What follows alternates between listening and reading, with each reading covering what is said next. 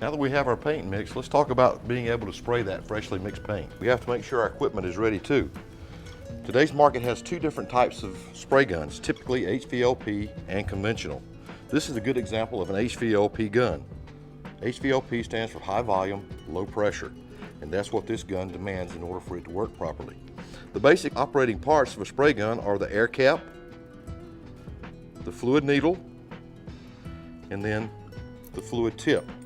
The fluid tip will sit behind the air cap, and this allows fluid to pass through the hole and to be atomized by the air cap.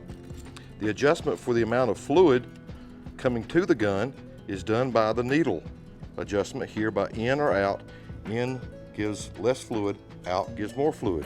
The fan pattern, or the width of the pattern, is adjusted here on this side of Jet B. This also has a digital gauge to help you set your air pressure at the handle.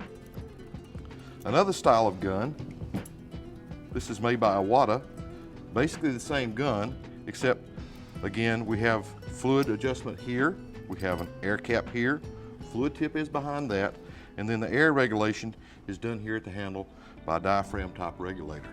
That's the basics of a spray gun. Now that we have our paint mixed and chosen the gun we're going to use, we need to load that gun and able to spray. This is very simple using the paint preparation system. I've chosen the 3M system today.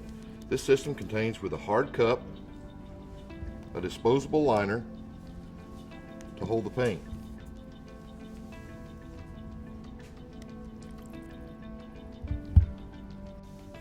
Once you have poured your paint in, the cap goes on, which has an internal strainer. Make sure you hear it snap, and then the locking ring. Make sure the locking ring is tight. Take your spray gun, push down, turn 1/4 turn, and now you're ready to spray paint.